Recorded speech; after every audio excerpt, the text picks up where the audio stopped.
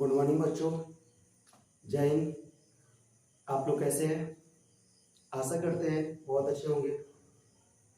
तो आज मैं फिर 11th क्लास का फिजिक्स का चैप्टर नंबर 2 स्टार्ट करने वाला हूं। चैप्टर नंबर 2 से मैं इसको कंटिन्यू जारी रखूंगा, इसलिए आप लोग लगातार देखते रहिए। लेकिन चैप्टर नंबर 2 क्यों स्टार्ट कर रहे हैं, चैप्टर नंबर 1 क्यों नहीं? क्योंकि आप लोग को मालूम है चैप्टर नंबर 1 जो है बेसिकली 9th से रिलेटेड है और 9th का ही टोटल है, ठीक है। तो खास इसमें चैप्टर नंबर 2 मुझे लगा कि चैप्टर नंबर 2 समझना चाहिए अच्छे से, यहाँ से सीखना चाहिए, क्योंकि इसमें सीखने का बहुत कुछ है। फिजिक्स का सबसे ज्यादा शार्प पॉइंट जिसको कह सकते हैं वो क्या है? Chapter number 2। यहीं से हमें 11th और 12th का पूरा फिजिक्स समझ में आए। उसका सबसे स्टार्टिंग पॉइंट है चैप्टर नंबर 2, ठीक है। एक का भी मैं वीडियो बनाकर रख दूंगा, लेकिन एक में ज्यादातर 9th से रिलेटेड है इंफॉर्मेशन, इसलिए फिर भी बना दूंगा, कोई बात नहीं। और ये वीडियो 9th के स्टूडेंट के लिए भी अच्छा साबित होगा, क्योंकि उसमें भी चैप्टर नंबर 2 आता है इसका, ठीक है। तो मैं स्टार्ट कर रहा हूं आज फिजिक्स का चैप्टर नंबर कौन सा? 2, ठीक है। तो अब रह गया चैप्टर नंबर 2 में। चैप्टर 2 है क्या? चैप्टर नंबर 2 क्या है ये तो मालूम है। चैप्टर नंबर 2 का नाम है अदिश। क्या है? अदिश, ठीक है। अदिश एवं सदिश, अदिश एवं सदिश आ रहा है समझ में? चैप्टर नंबर 2 का नाम है अदिश एवं सदिश। इसके साथ ही एक और इसका नाम हो जाता है, इसमें एक और पढ़ना है, वो है कलन। कलन के सिद्धांत, कलन के सिद्धांत, ठीक है। सब लोग ध्यान से देखेंगे, इसमें क्या करना है? कलन के सिद्धांत। 2 भाग क्यों है उसको बता रहे हैं। इसमें 2 भाग क्यों आएगा, ठीक है। इसका 2 भाग जो है वो क्या हो रहा है? तो सदिश एवं अदिश कलन के सिद्धांत। सबसे पहले बात आया भौतिक राशि। हमको सबसे पहले पढ़ना है भौतिक राशि, ठीक है। क्या पढ़ना है सबसे पहले? भौतिक राशि। कि भौतिक राशि किसे कहा जाता है? समझ रहे हैं ना? भौतिक राशि को बोलते हैं फिजिकल क्वांटिटी। फिजिकल क्वांटिटी नाम से क्लियर है। भौतिक राशि अर्थात भौतिकी के नियमों अर्थात फिजिक्स के रूल और प्रिंसिपल अर्थात सिद्धांत। भौतिकी के क्या बोले? नियमों, भौतिकी के नियमों एवं सिद्धांतों को, भौतिकी के नियमों एवं सिद्धांतों को जिस राशि द्वारा व्यक्त किया जाता है उसे क्या कहते हैं? भौतिक राशि। समझ में आ गया ना? फिजिक्स के जो भी नियम बनेगा, मतलब अभी से लेकर कभी भी, वो 11th 12th हो या आगे भी हो, बीएससी का भी हो, फिजिक्स के जो भी नियम बनता है और नियम और सिद्धांत जो भी प्रिंसिपल होता है, रूल होता है, उसको जिस राशि द्वारा व्यक्त किया जाता है, जिस क्वांटिटी से व्यक्त करते हैं, उसे क्या कहते हैं? भौतिक राशि। समझ में आ गया ना? इंग्लिश में डिफिनेशन इसका क्या बोलेंगे?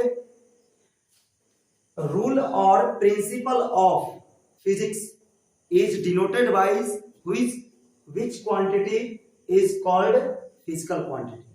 समझ गए ना? लिख लीजिएगा आराम से वीडियो को रोककर। तो भौतिकी के नियमों एवं सिद्धांतों को जिस राशि से व्यक्त किया जाता है उसे क्या कहते हैं? भौतिक राशि। याद हो गया ना? ठीक है। अब आ गया कि भौतिक राशि कितने प्रकार के होते हैं, आगे समझ में। इसके बाद का पॉइंट है मेरा कि भौतिक राशि कितने प्रकार के होते हैं। तो यहां से समझना है कि भौतिक राशि जो होता है ना, वो कितने प्रकार के होते हैं? 2 प्रकार के। और यहीं से ब्रांच स्टार्ट हुआ फिजिक्स का। क्यों? देखिए ध्यान से, भौतिक राशि होते हैं 2 प्रकार के, सबसे पहला हो गया सदिश राशि।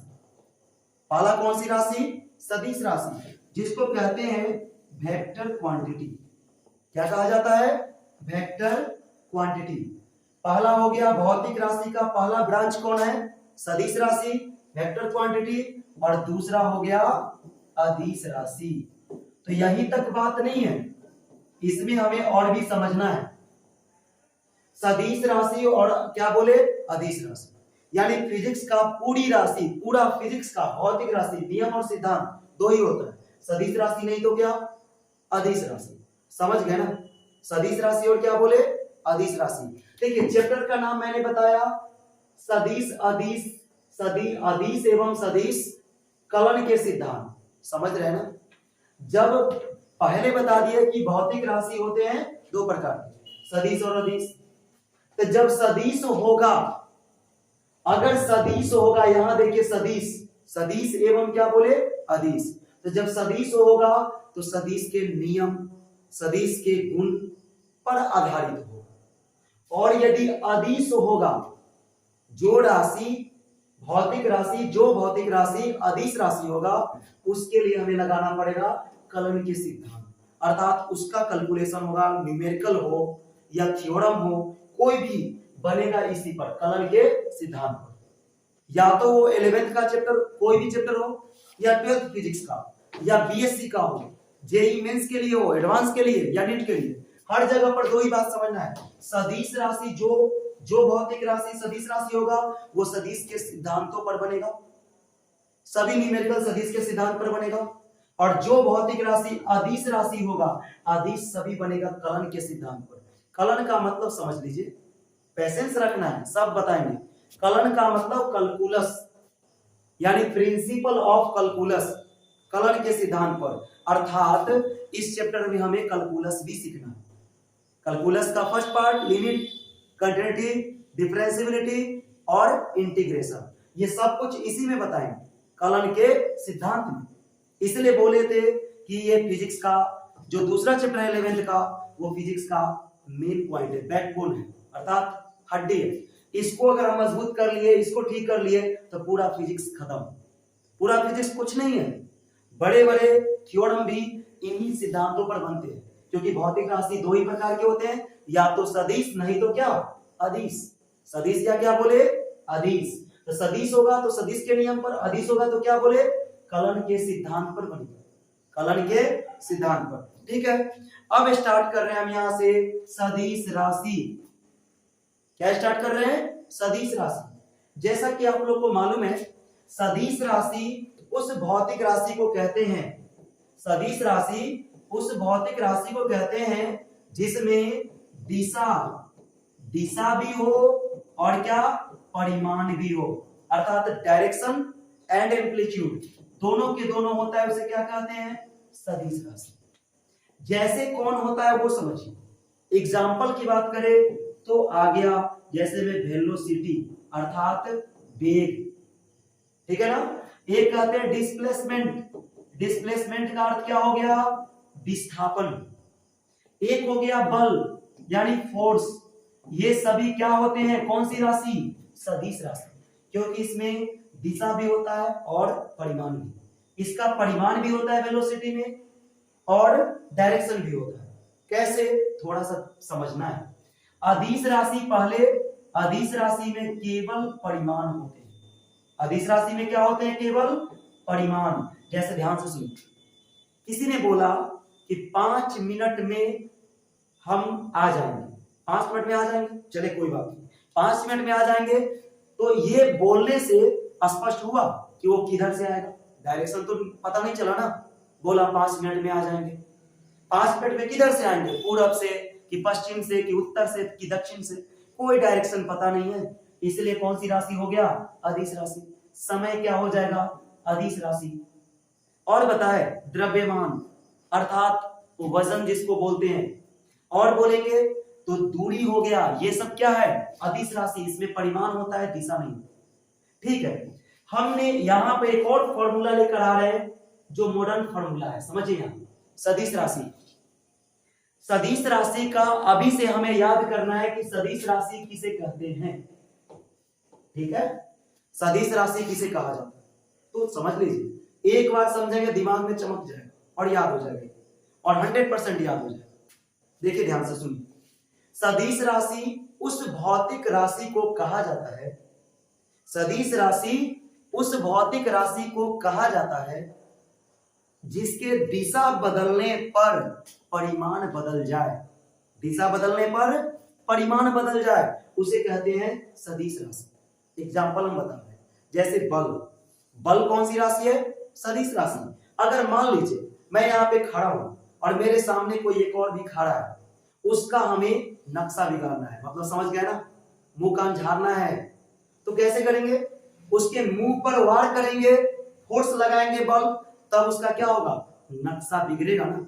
लेकिन अगर मान लीजिए वो मेरे सामने खड़ा है और हम क्या कर रहे हैं? बल लगा रहे हैं ऊपर ऊपर, तो क्या उससे उसका नक्शा बिगड़ेगा? नहीं ना बिगड़ेगा, कुछ नहीं होगा। तो क्या किए बताइए? बल के दिशा हमें लगाना चाहिए इस तरफ, उसके मुंह पर, तब नक्शा बिगड़ता, लेकिन हमने बल की दिशा को बदल दिया। तो जैसे ही बल की दिशा बदल दिए तो परिमाण बदल गया, उसका नक्शा नहीं बिगड़ा ना। इसका मतलब परिमाण क्या हो गया? बदल गया, परिमाण कुछ और हो गया। अरे ऊपर हम क्या करेंगे? बल लगाएंगे और वो तो हंसेगा क्या कि नक्शा कहां बिगाड़ दिया, उससे पहले वही बिगाड़ देगा, मेरा पुलिया टाइट कर देगा ना। इसीलिए क्या कहते हैं, बल जब भी लगाइए तो पूरा डायरेक्शन के साथ, क्योंकि हमें उसको पहले बिगाड़ना है तो डायरेक्शन सही होना चाहिए। इसीलिए कहा गया बल में दिशा और परिमाण होता है। लेकिन मॉडर्न डिफिनेशन क्या है?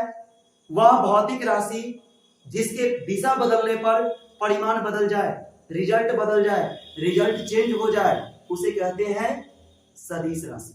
समझ गए ना? जैसे बल बता दिए, विस्थापन भी है, वेग भी है, ऐसे ही वेग में होता है। विस्थापन क्यों सदिश राशि है? समझिए, विस्थापन का मतलब होता है जैसे ये पॉइंट कोई ए है और यहां पे कोई पॉइंट क्या है? बी। ए और क्या बोले? बी। बताइए ए और बी के बीच की दूरी कौन हो सकता है? एक तो ये भी होगा, यहां से यहां ए और बी के बीच की दूरी। एक दूरी ऐसे भी तो घूम के हो सकता है ना, एक दूरी ऐसे भी तो हो सकता है ना घूम के, एक दूरी इधर से घूम के हो सकता है ना। तो ये सब दूरी हुआ, चूंकि इसको दिशा मालूम नहीं था, इसको दिशा मालूम नहीं था, इसलिए क्या हुआ? घूम घूम के गया, घूम घुमा हुआ, तीन पौआ। समझ गए ना? इसी तरह से ये घूम घूम के गया, तो ये क्या हुआ? इसकी डिस्टेंस ज्यादा बढ़ गया, ये दूरी इसको दिशा ही मालूम नहीं था। इसको जैसे मान लेते हैं कि किसी ने कहा कि मुझे दिल्ली जाना है, ठीक है, दिल्ली पहुंचना है, और दिल्ली पहुंचना है और हम दिल्ली जाने के लिए पहले मुंबई जाकर, मुंबई से अमेरिका जाकर, अमेरिका से फिर दिल्ली आ सकते हैं ना। तो घूम घूम क्या है? क्योंकि हमको मालूम नहीं था कि दिल्ली कौन दिशा में है और कहां जाना है। अगर मुझे दिल्ली मालूम होता कि मुझे ए से बी डायरेक्ट पहुंचना है, दिशा मालूम है, तो हम शॉर्ट डिस्टेंस कवर करेंगे, एकदम न्यूनतम दूरी, और सटाक से चला जाएंगे, धड़ाक से चलेंगे और सटाक से पहुंच जाएंगे। समझ गए ना? तो फिर क्या हुआ कि जब दिशा निश्चित होता है तो हम बहुत आसानी से और कम दूरी तय करके ए से बी तक पहुंच जाते हैं। तो ये मेरा क्या कहलाएगा? ये जो डिस्टेंस हुआ कम, यानी दिशा पता होने के बाद दो बिंदु के बीच की न्यूनतम दूरी, सबसे कम दूरी तो यही हुआ जो शॉर्ट डिस्टेंस है, इसी को कहते हैं विस्थापन। क्या कहा जाता है? विस्थापन अर्थात डिस्प्लेसमेंट। विस्थापन अर्थात क्या बोले? डिस्प्लेसमेंट, ठीक है ना। लेकिन ये सब क्या हुआ? ये विस्थापन नहीं है, क्योंकि इसको दिशा मालूम नहीं है, भटक रहा है, घूम रहा है। तो भटक रहा है तो इसको दिशा मालूम नहीं है, इधर से उधर घूम रहा है, इधर से उधर घूम रहा है, अब तक पहुंच रहा है, तो घूम घूम के जा रहा है। इसको जाने में तो बहुत तेल जलेगा ना, 3 दिया तेल तो जल ही जाएगा ना। इसीलिए इसको क्या है? ये विस्थापन नहीं है, दूरी है। इसको दिशा मालूम नहीं था, दूरी, अर्थात दूरी अदिश राशि है, क्योंकि उसको दिशा, उसमें दिशा का ज्ञान नहीं होता है। और विस्थापन सदिश राशि है, क्योंकि इसमें दिशा की जानकारी होता है। तो क्या बोले बताइए? मॉडर्न डिफिनेशन यही बताया ना सदिश राशि का। फिर से सुन लीजिए एक बार, वह भौतिक राशि जिसके दिशा बदलने पर परिमाण बदल जाए, उसे क्या कहते हैं? सदिश राशि। दिशा बदलने पर क्या बदल जाए? परिमाण, उसे कहते हैं सदिश राशि। खत्म। अदिश राशि का डिफिनेशन वैसे ही है, जस्ट उसका उल्टा।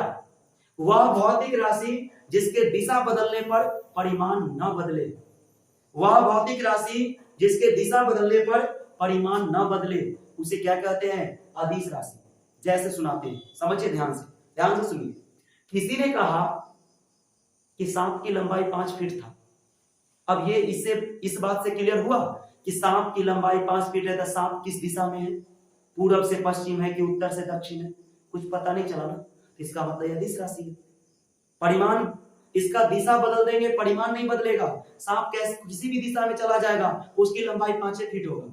ऐसा तो नहीं होगा कि उत्तर से दक्षिण में है तो 5 फीट, अब पूरब से पश्चिम हो गया तो 4 फीट, 1 फीट गायब हो गया। ऐसा होता है क्या?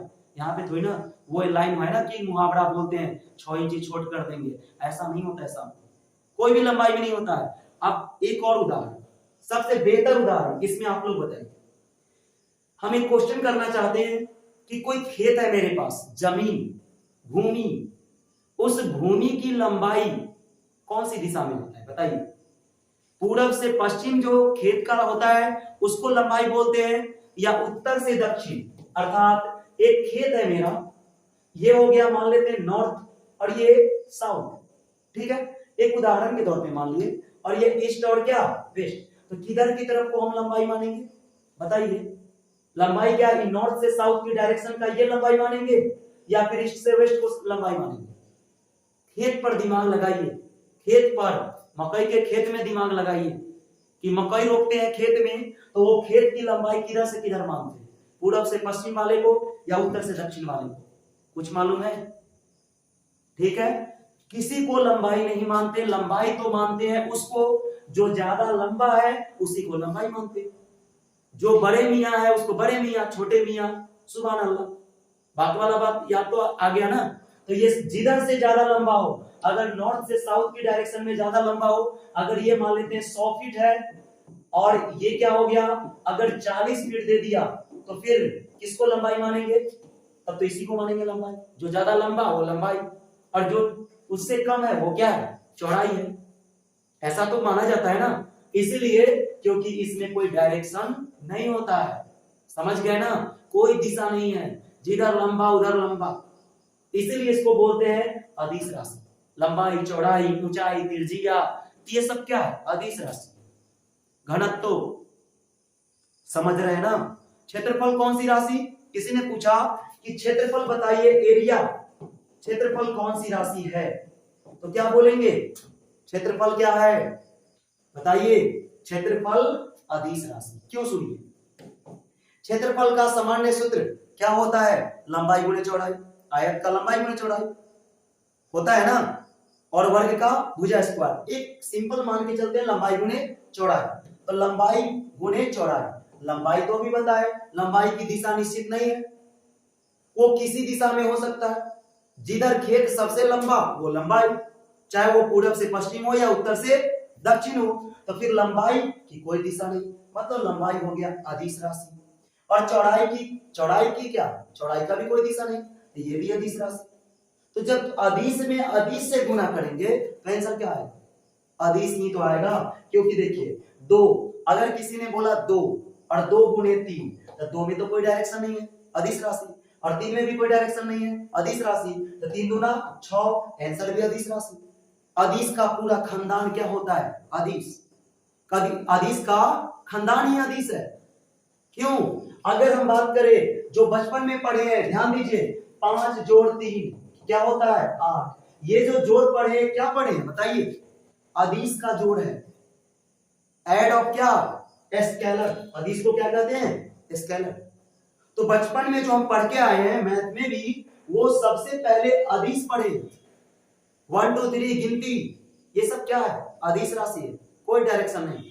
प्राकृतिक संख्या अदिश राशि, पूर्ण संख्या अदिश राशि, परिमेय संख्या अदिश राशि, समझ रहे हैं ना। पूर्णांक संख्या अदिश राशि, वास्तविक संख्या अदिश राशि, अवास्तविक संख्या अदिश राशि, और सम्मिश्र संख्या 11th क्लास का वो भी क्या, अदिश राशि। अर्थात मैथ का लगभग चैप्टर तो हम लोग पढ़ लिए अदिश राशि, सही है ना। और 10th क्लास में एक चैप्टर पढ़े हैं मैथ में, वो क्या होता है, आलेख विधि, ग्राफ। तो ये बताना है आप लोगों को कि ग्राफ जो होता है, आलेख, वो सदिश है या अदिश।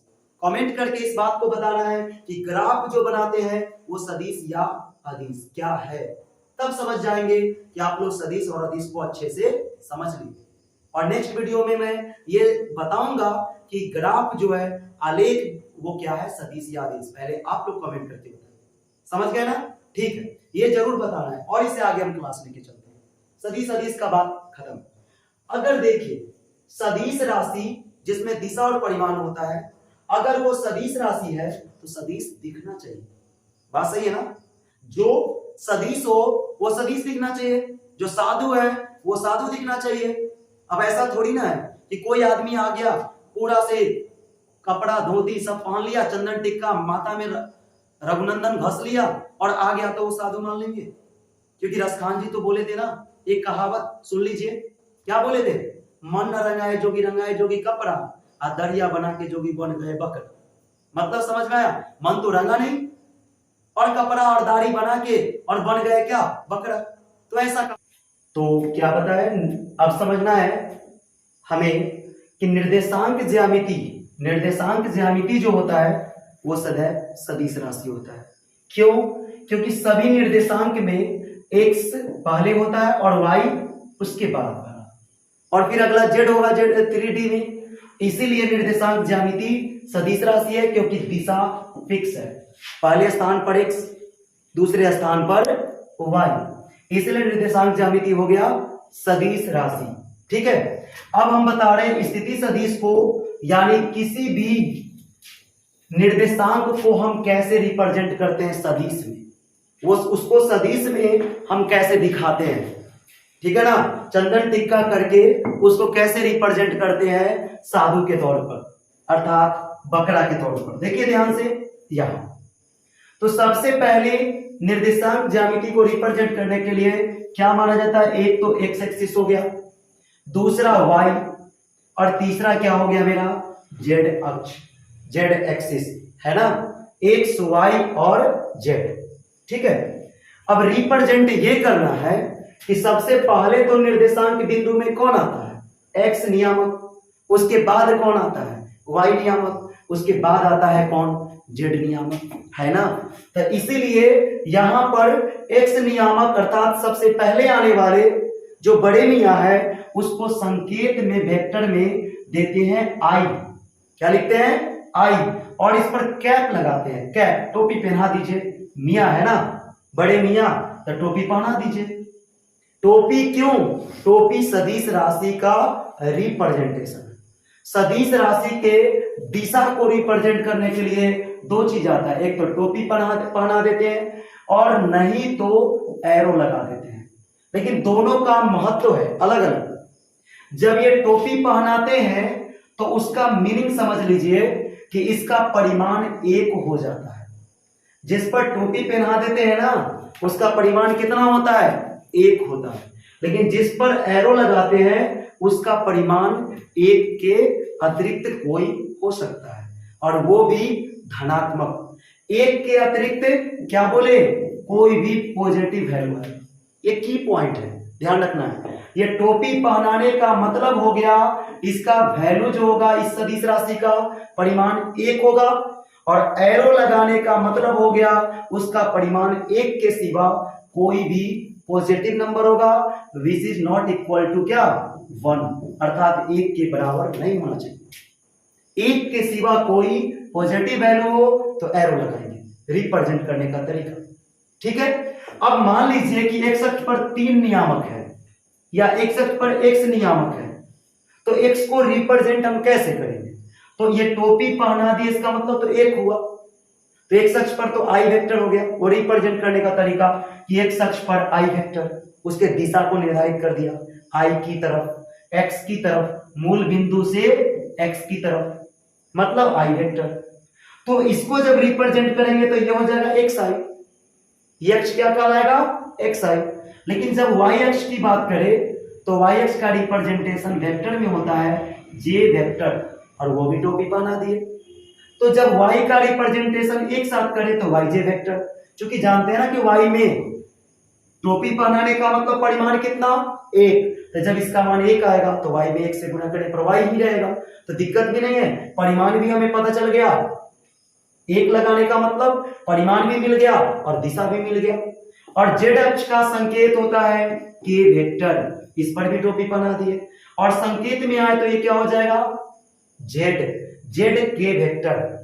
क्या बोले, निर्देशांक ज्यामिति सदैव क्या होता है, सदिश राशि। लेकिन बताइए अगर मान लेते हैं कि किसी स्पेस में, अंतरिक्ष में कोई बिंदु ए है, बैठा हुआ आराम से सिंहासन पर बैठा हुआ है, समझ रहे हैं ना, और इसका निर्देशांक मतलब कितनी दूरी एक्स एक्सिस से और कितनी दूरी वाई एक्स से और कितना दूरी जेड एक्स से है, उसका नियामक दे दिया। यहां से मान लीजिए x comma y comma z, अर्थात जैसे 3 4 5, 1 2 3, 1 3 5 कुछ भी दे सकता है, x comma y comma Z.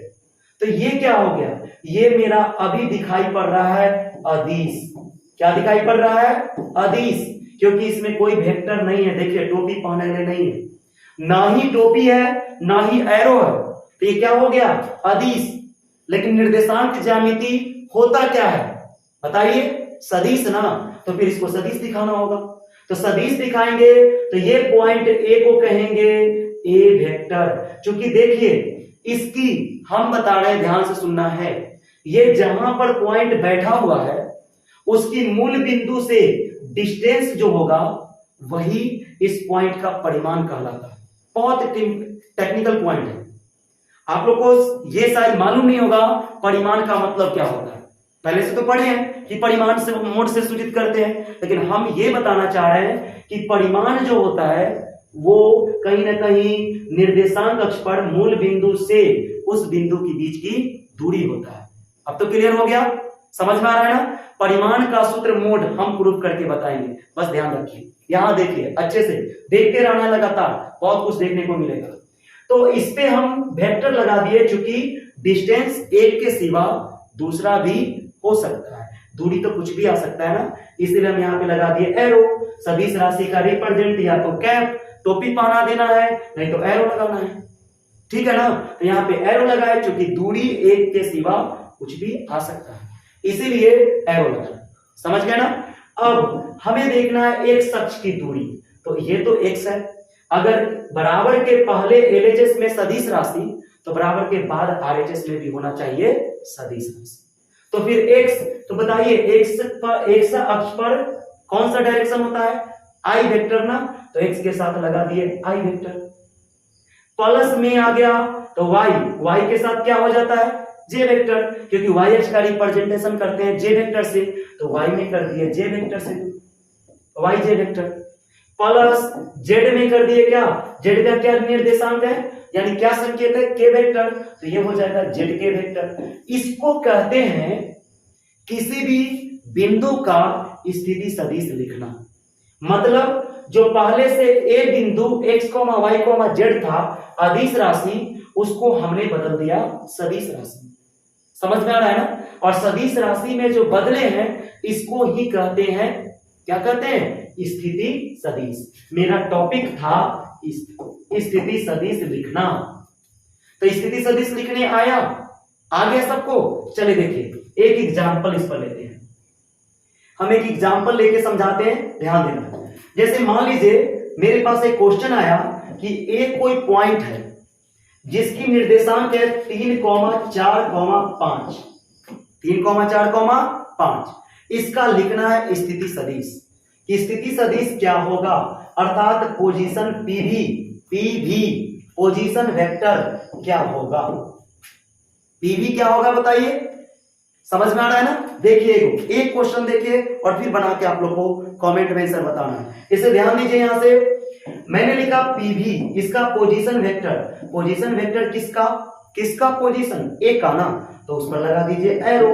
चूंकि इसकी दूरी तो एक से ज्यादा ही है, परिमाण तो एक से ज्यादा ही आएगा, तो एरो लगा दीजिए। तो पीवी ऑफ ए इक्वल क्या हो गया, ए वेक्टर, और निर्देशांक क्या बताए, एक्स हो तो एक्स आई, और वाई हो तो वाई जे, जेड हो तो जेड के। तो इसलिए इसमें बताइए एक्स का मान कितना, 3 है ना, तो ये हो गया 3 आई वेक्टर। प्लस हो गया 4 है तो ये लिख देंगे 4 जे वेक्टर, और 5 है तो 5 क्या हो गया, के वेक्टर, बस बन गया। ये क्या हुआ, पीवी लिखने आ गया ना सबको। यानी किसी भी बिंदु का पीवी हम कैसे लिख सकते हैं, पोजीशन वेक्टर। पीवी मतलब पोजीशन वेक्टर, कुछ नहीं करना है, ए है तो ए पे लगा देना एरो। चूंकि इसका परिमाण हम बोल दिए हैं कि परिमाण एक आए तो को टोपी पहना देना है, और एक के सिवा कुछ भी आने वाला चांसेस है तो वो एरो लग जाएगा। यहाँ तो 3 4 5 है, डिस्टेंस तो बढ़ ही जाएगा ना मूल बिंदु से, और मूल बिंदु से दूरी ही तो होता है परिमाण, इसीलिए इस पर लगा दिए एरो। टेक्निकल पॉइंट समझना है। और एरो लगाकर एक्स आई वेक्टर बोलते हैं, तो एक्स का निर्देशांक कितना है 3 ना, इसलिए 3 आई वेक्टर, और वाई निर्देशांक 4 है तो 4 जे वेक्टर, और जेड निर्देशांक 5 है तो 5 के वेक्टर।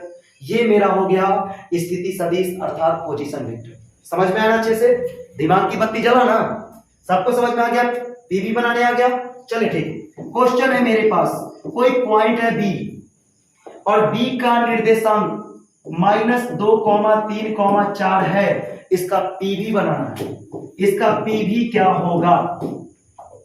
समझ गया ना? इसका पीवी क्या होगा कमेंट करना है इसका, ठीक है? फिर हम आगे एक और टॉपिक आज बताते हैं। फर्स्ट क्लास में आज एक और टॉपिक लेके चलते हैं, जो आज मैंने जिसको शुरू कर दिया है उसको खत्म करके ही रहता हूं, दम लूंगा इसलिए क्योंकि आप लोग को बताया ना कि किसी भी सदिश राशि का परिमाण जो होता है वो कहीं ना कहीं मूल बिंदु से उस बिंदु के बीच की दूरी होता है। हम आज प्रूव करके बताते हैं। आप लोग देखिए बुक में या कहीं भी क्लास किए हैं तो उसमें आप लोग को डायरेक्ट फॉर्मूला मिलेगा, उसको हम प्रूव करते हैं, ठीक है? देखिए ध्यान से। तो आगे आ गए पीवी, यानी अब निकालते हैं सदिश राशि का। तो हम लोगों को देखना है अब सदिश राशि का परिमाण, ठीक है? सदिश राशि का परिमाण अर्थात इसमें हम देखेंगे सदिश राशि के परिमाण के लिए थ्योरम और साथ में एक एग्जाम्पल, ठीक है? ध्यान दीजिए।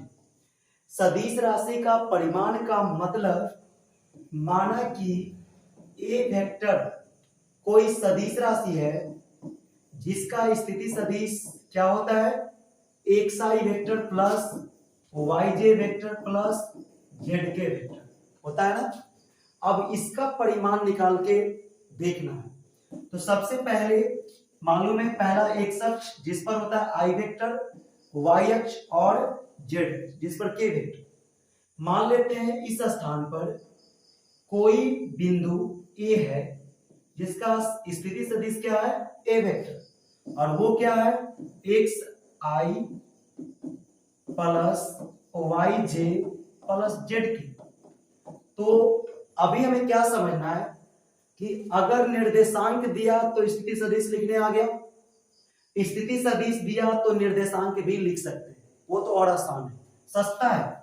देखिए कैसे, एक्स आई वेक्टर इसको लिख देंगे एक्स कॉमा वाई कॉमा क्या जेड, और हमें निकालना है इस ए वेक्टर का परिमाण, सदिश राशि का परिमाण। तो परिमाण का मतलब सदिश राशि का यानी उस बिंदु का मूल बिंदु से दूरी, मूल बिंदु से दूरी को ही क्या कहते हैं, परिमाण। तो जिस सदिश राशि का हमें परिमाण निकालना है उसका तो निर्देशांक x, y, z हो गया, लेकिन मूल बिंदु का निर्देशांक क्या होता है 0, 0, 0, 0, 0, क्या हो गया 0। तो ये हो गया हमारा क्या मूल बिंदु का निर्देशांक, और वो हो गया सदिश राशि का स्थिति सदिश का निर्देशांक। हमें निकालना है सदिश राशि का परिमाण।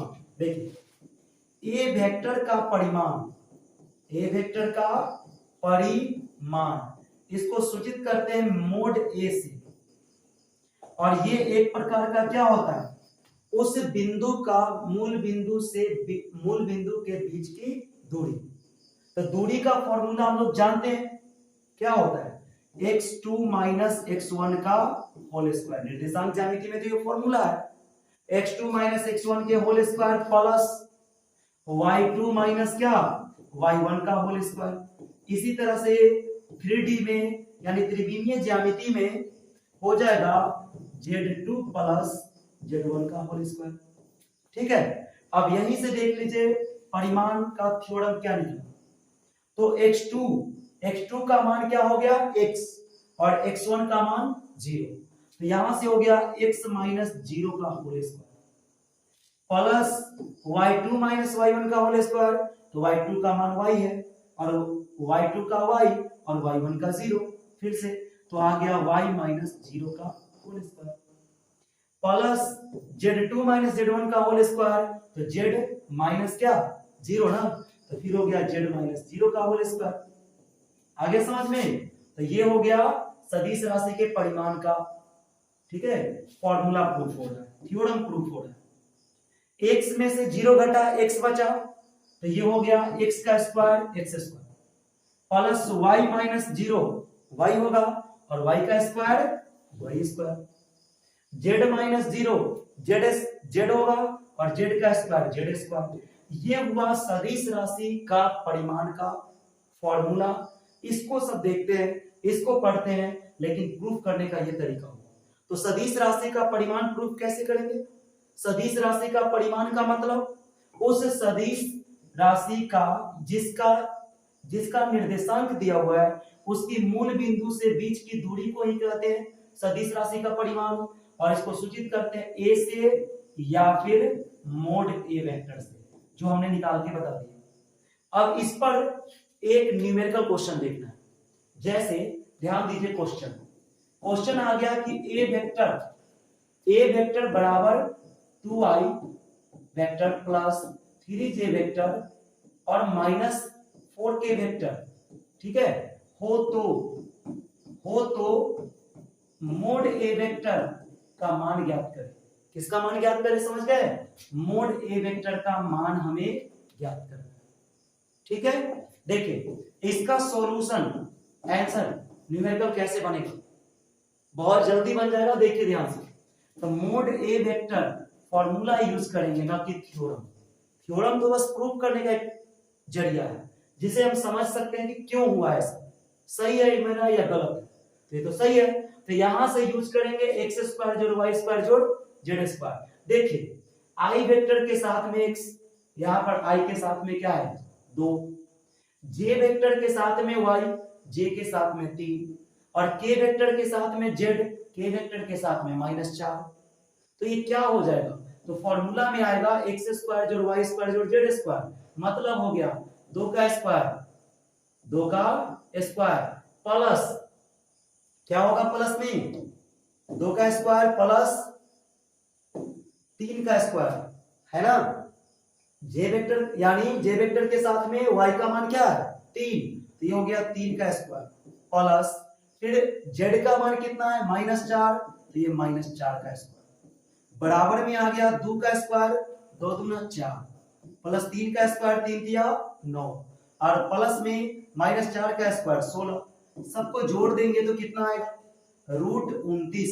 ये हुआ सदिश राशि का परिमाण, समझ गए ना। तो ठीक है, आप लोगों को आज का वीडियो कैसा लगा? फर्स्ट क्लास में मैं इस तरह से क्या क्या पढ़ा है, भौतिक राशि के प्रकार, सदिश का परिभाषा, मॉडर्न परिभाषा, किसी भी निर्देशांक ज्यामिति को स्थिति सदिश में अर्थात सदिश राशि के रूप में हम कैसे बदलते हैं, सदिश राशि को निर्देशांक ज्यामिति, नियामक ज्यामिति में कैसे लिखते हैं, साथ ही सदिश राशि का परिमाण। अगले वीडियो में मैं बताने जा रहा हूं सदिश राशि के प्रकार और 2 बिंदुओं से बनने वाली रेखा का स्थिति सदिश, ठीक है। तो अगला वीडियो भी जरूर देखें, और यह वीडियो अगर अच्छा लगे तो सब्सक्राइब, लाइक और शेयर करना है, ठीक है। Thank you.